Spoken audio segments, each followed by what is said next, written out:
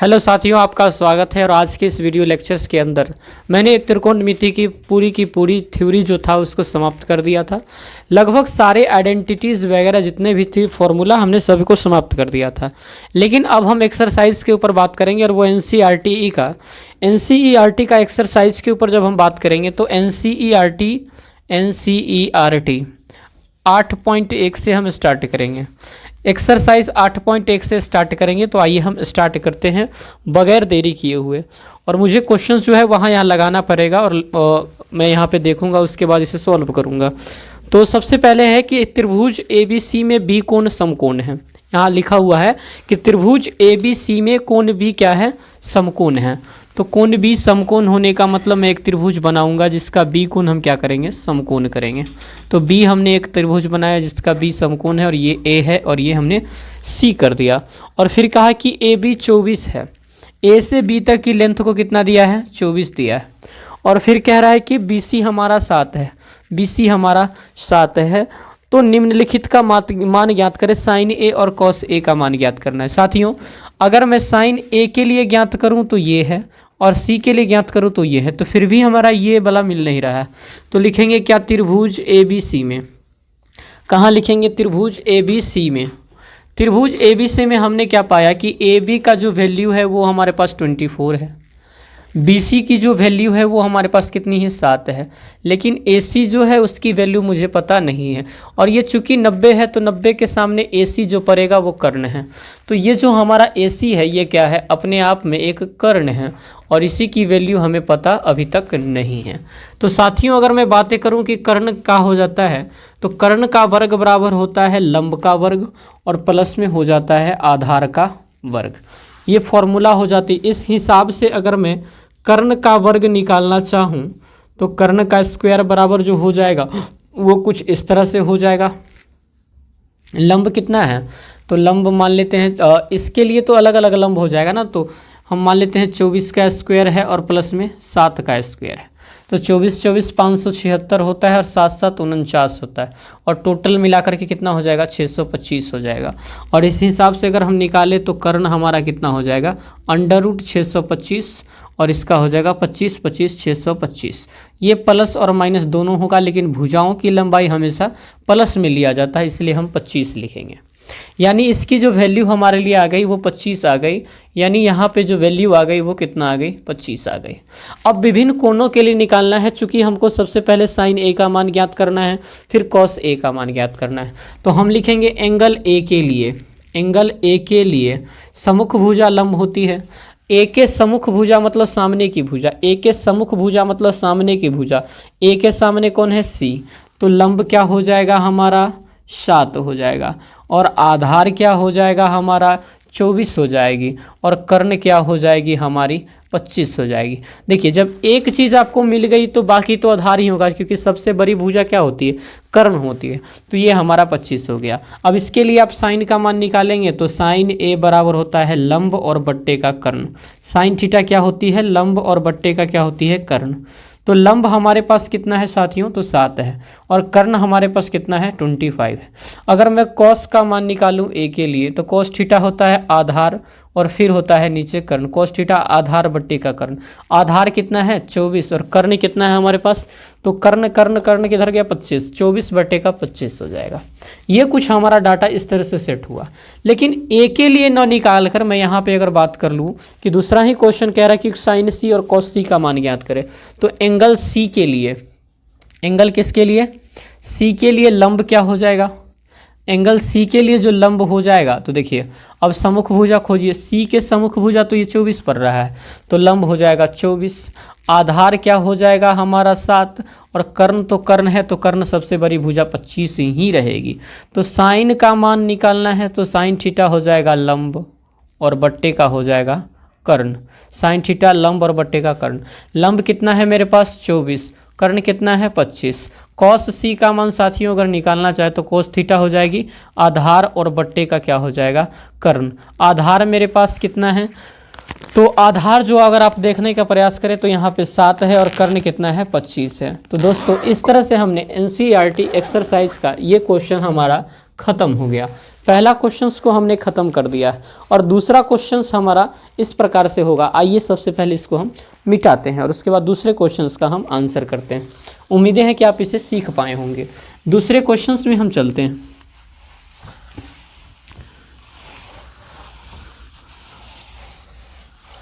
साथियों, दूसरा क्वेश्चन आपको दिख पा रहा होगा कि कहा गया है कि आकृति में tan p माइनस, और ये क्वेश्चन हमारा है q और ये है r और ये है p, ये है 13 और नीचे वाला ये है 12 और ये कुछ दिया ही नहीं हुआ है। और आपको बात करना है p के लिए और r के लिए। तो p हमारा ये एंगल है और r हमारा ये एंगल है। कुछ भी हो लेकिन इस त्रिभुज का ये चीज़ तो हमें पता होना चाहिए। तो हम कहेंगे क्या, त्रिभुज p q r में, त्रिभुज पी क्यू आर में क्या क्या निकालना पड़ेगा साथियों।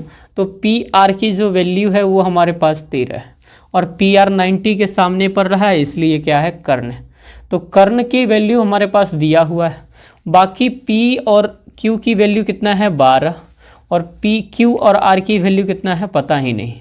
तो क्यू आर की वैल्यू सबसे पहले पता करने के लिए हमने क्या सीखा है कि इसका जो स्क्वायर होता है इस दोनों के स्क्वायरों का सम होता है। तो हम कहेंगे कि P से R का जो स्क्वायर हो जाएगा, P से जो R का स्क्वायर होगा वो कुछ इस तरह से होगा, PQ का स्क्वायर प्लस में QR का स्क्वायर, ये हो जाएगा।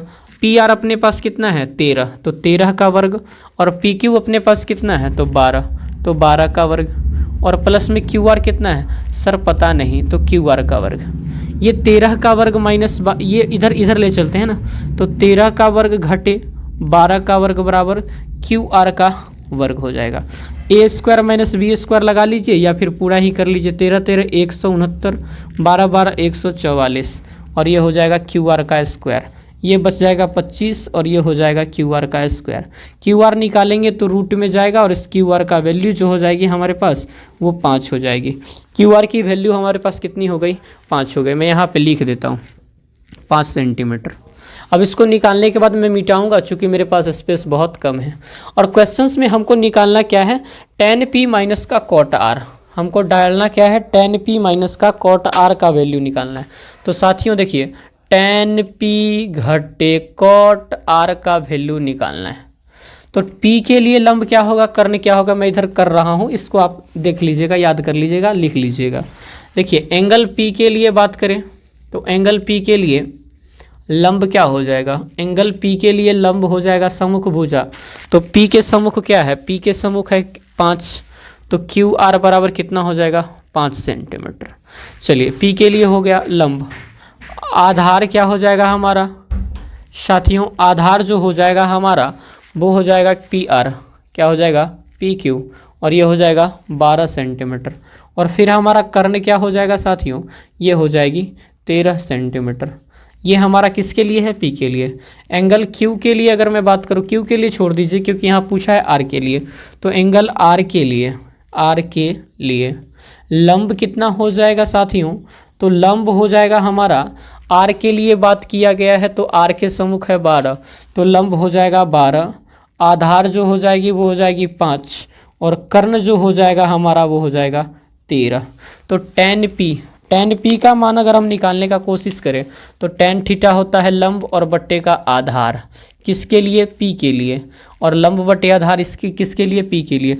तो लंब P के लिए कितना है 5 और आधार P के लिए कितना है 12 घटे cot r के लिए cot थीटा। तो देखिए tan थीटा लंब बटे आधार होता है तो cot थीटा आधार बटे का लंब होगा। तो आधार है 5 और लंब कितना है, लंब है 12। 5/12 से 5/12 कट जाएगा तो 0 आ जाएगा, ठीक है। ये हो जाएगा tan cot थीटा है तो आधार, tan थीटा लंब बटे आधार तो आधार बटे लंब, और ये tan है तो लंब बटे आधार। ये फॉर्मूला यहाँ और ये फॉर्मूला यहाँ लगेगा। और इस तरह से अगर आपने इसको सीखे, सिर्फ याद रखना है कि जो भी एंगल है उसके सीधा सामने लंब पड़ेगा और जो नीचे बच गया वो आधार है, और सबसे बड़ी भुजा तो कर्ण ही होती है ना। इस प्रकार से एनसीईआरटी का ये दूसरा क्वेश्चन हमारा खत्म होता है।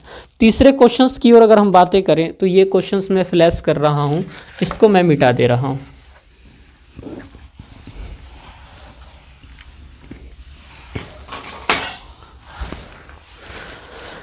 देखिए तीसरा क्वेश्चन हमारा कह रहा है कि 15 कॉट ए बराबर 8 है, 15 कॉट ए बराबर, तो हेयर दिया क्या हुआ है, ऊपर देखिएगा ये क्वेश्चंस दिया साइन ए बराबर 3/4 है, साइन ए का मान है 3/4, साइन ए का मान कितना है 3/4 है, तो कॉस ए और टेन ए का मान ज्ञात करना है, कॉस ए बराबर वोट और टेन ए बराबर वोट। ये क्वेश्चंस को बहुत ही अच्छे तरीके से आप समझिएगा।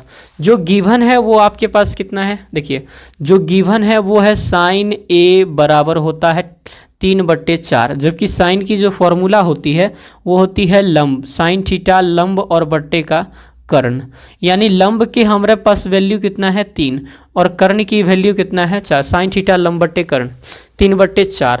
तो अगर मैं आधार को निकालने का प्रयास करूं तो आधार कैसे निकलता है, आधार बराबर वाट, यहाँ से आधार कैसे निकलेगा, तो देखिए कर्ण का जो वर्ग होता है, कर्ण का जो वर्ग होता है वो लंब के वर्ग और प्लस में आधार के वर्ग के बराबर होता है, कर्ण का जो वर्ग होता है वो लंब के वर्ग और प्लस में आधार के वर्ग के बराबर होता है। साथियों कर्ण का वर्ग यानी 4 का स्क्वायर, लंब का वर्ग यानी 3 का स्क्वायर और आधार का वर्ग मुझे पता नहीं, तो 4 का स्क्वायर 9, माफ़ कीजिए 4 का स्क्वायर 16 और 3 तिया 9 इधर आ जाएगा तो माइनस का 9 और ये हो जाएगा आधार का स्क्वायर, 16 में से 9 गया तो 7 और ये हो जाएगा आधार का स्क्वायर, और यहाँ से निकालेंगे तो ये हो जाएगा आधार और आधार बराबर हो जाएगा √7, ये कुछ वैल्यू हो जाएगी। फिर हम यहाँ से निकालने का प्रयास करें तो निकालने का हम ये प्रयास कर सकते हैं, साइन थीटा लंब बट्टे कर्ण, ये लंब हो गया या कर्ण हो गया तो आधार हम निकाल लिए। तो कॉस ए का मान कितना हुआ, साइन थीटा लंब बट्टे का कॉस थीटा आधार और बट्टे का कर्ण, तो आधार कितना हमने निकाला है √7 और कर्ण हमने कितना निकाला है, तो कर्ण हमने निकाला है 4, इसका वैल्यू ये हो जाएगा। फिर टेन ए का मान अगर निकालना है तो टेन थीटा होता है लंब और बट्टे का होता है कर्ण, तो लंब हमारा कितना है 3 और कर्ण हमारा कितना है टेन थीटा लंब बट्टे आधार होती है ना, टेन थीटा लंब और बट्टे का आधार, लंब है 3 आधार है √7, ये वैल्यूज हमारा हो जाएगा। और इस तरह से इस क्वेश्चन का आंसर मिल गया। इस वीडियो लेक्चर्स के अंदर हमने 1, 2, 3 प्रश्नों को सॉल्व किया है। अगले वीडियो लेक्चर्स में हम आगे के प्रश्नों को सॉल्व करेंगे। मिलते हैं फिर नई वीडियोज़ के साथ, तब तक के लिए आप सभी को जय Hind, thank you very much.